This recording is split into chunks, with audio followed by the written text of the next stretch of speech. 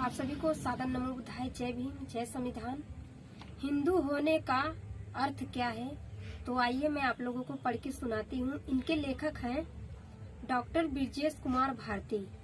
तो आइए मैं आप लोगों को पढ़ के सुनाती हूँ। आज हम लोग गणतंत्र देश में जीवन यापन कर रहे हैं, जो भारतीय संविधान के अनुसार है। संविधान धर्मनिरपेक्षता की बात करता है, जिसका तात्पर्य केवल यह है कि राज्य धर्म के मामले में पूरी तरह तटस्थ है। वह किसी भी धर्म के साथ नहीं है तथा राज्य का कोई भी धर्म नहीं है।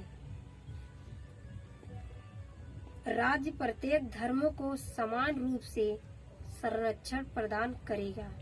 वह किसी भी धर्म में न तो हस्तक्षेप नहीं करेगा और न ही किसी धर्म का संरक्षण करेगा।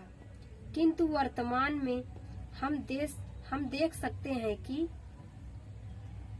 उत्तर प्रदेश में माननीय मुख्यमंत्री जी ने कहा कि राम राज्य का शुभारंभ है।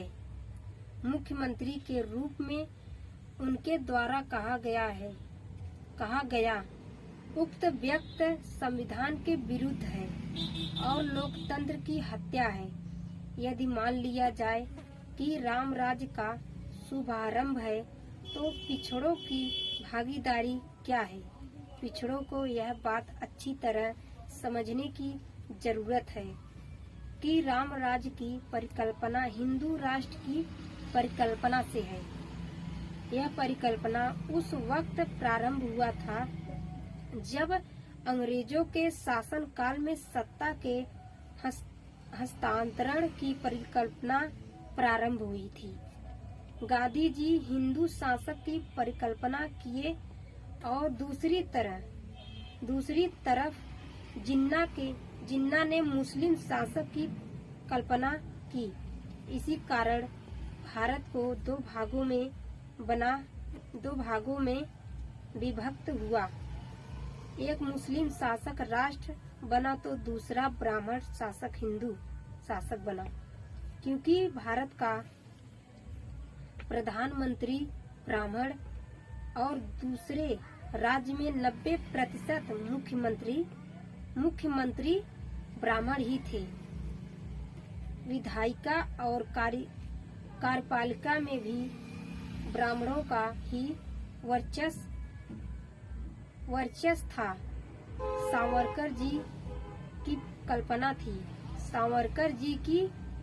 थी कि भारत हिंदू राष्ट्र बनने, किंतु यह परिकल्पना इसीलिए सफल नहीं हो सकी क्योंकि डॉक्टर अंबेडकर के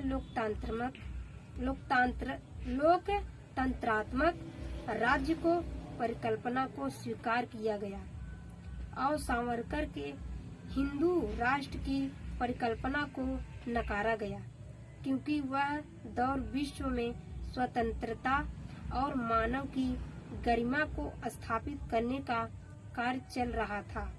ब्रिटिश उपनिषद से लोग और देश आजाद हो रहे थे और मानव की गरिमा को स्थापित करने का कार्य चल रहा था।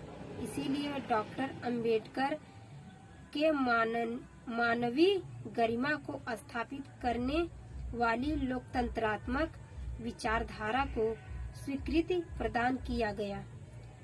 इधर सावरकर के विचारधारा को नकारा गया।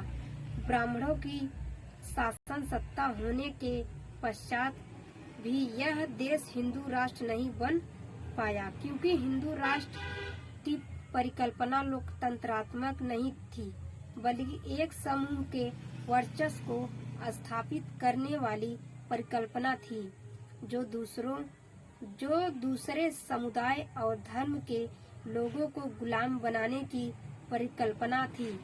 लोकतंत्रात्मक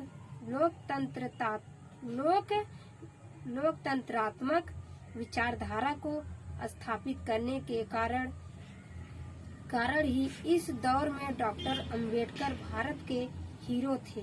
इसीलिए इन्हें आधुनिक भारत का निर्माता कहा गया। यदि महापुरुषों का सही मूल्यांकन किया जाए तो बोधिसत्व डॉक्टर बी.आर. अम्बेडकर ही सच्चे अर्थ में भारत के महानायक नेता थे। तो ये छोटा सा मेरा वीडियो कैसा लगा आप लोगों को कमेंट में जरूर बताएं। जय भीम, जय श्री राम।